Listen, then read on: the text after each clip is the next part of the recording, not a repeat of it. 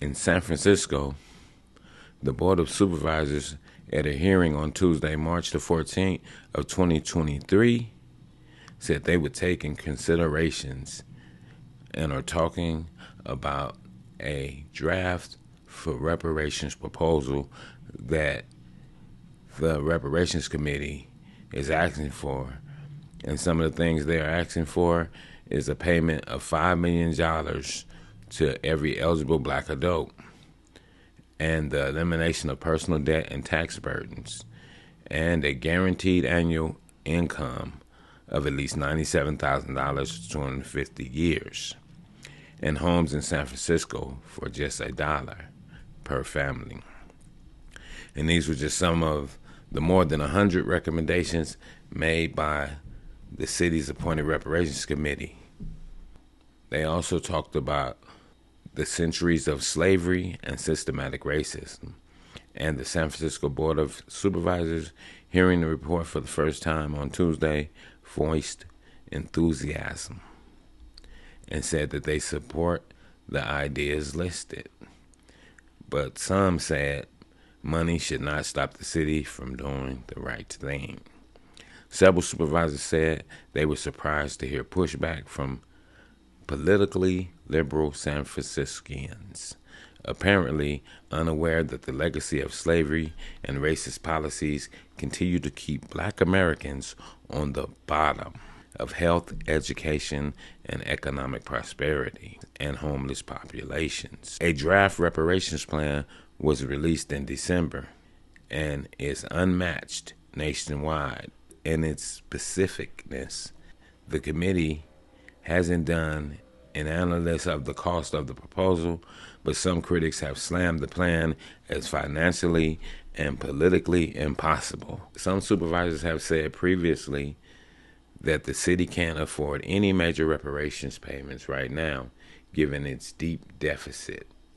Tanish Hollins, the vice chair of the African American Reparations Advisory Committee, alluded to those comments.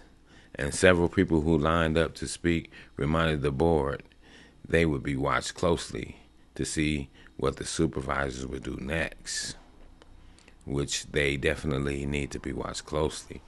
In San Francisco, black residents once made up more than 13% of the city's population, but now, more than 50 years later, they account for less than 6% of the city's residents and 38% of its homeless population. The Fillmore district once thrived with black-owned nightclubs and shops until government redevelopment in the 60s forced out residents. Fewer than 50,000 black people still live in the city, and it's not clear how many would be eligible. Critics say the payouts make no sense in a state and city that never enslaved black people.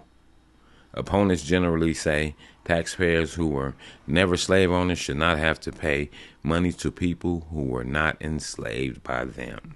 Advocates say that view ignores a wealth of data and historical evidence showing that long after the United States slavery officially ended in 1865, government policies and practices worked to imprison black people at higher rates, denying them access to home and business loans, and restrict where they could work and live. A professor at Howard University School of Law says no municipal reparations plan will have enough money to right the wrong of slavery, but he appreciates any attempts to genuinely, legitimately, and authentically make things right, and that also includes cash, he said. If you're going to try to say you're sorry, you have to speak in the language that people understand, and money is that language, he said. John Dennis, a chair member of the San Francisco Republican Party, does not support reparations, although he says he'd support a serious conversation on the topic. He doesn't consider the board's decision of $5 million payment to be one, but he did say this conversation we're having in San Francisco is completely unserious. They just threw a number up. There's no analyst, Dennis said. it seems ridiculous, and it also seems that this is the one city where it could possibly pass the reparations. San Francisco is on the move. California itself is definitely on the move. We know that as long as we get people to talk about it, we keep it buzzing, because we are in the day of social media where things stay viral and they keep putting it out there, that it's going to be talked about and people going to hear about it, and actions have to follow words. I'm not going to read all of the article. I'm definitely not going to read the 100 recommendations, but it's just something that I want to bring to the people so we can understand that while we have some of us on the bumfoolery, we also have real issues that are going on amongst the black people in black communities, like reparations, and we have to stay aware of these things and not just aware of all the foolishness.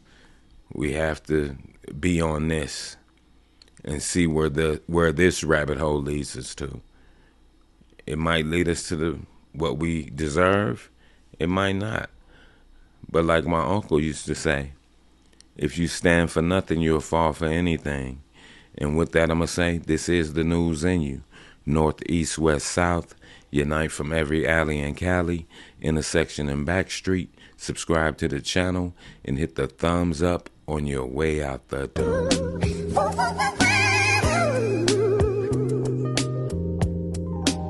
Star Child, I never seen the sunshine like this. I never seen the moon glow like hey yo, I this. never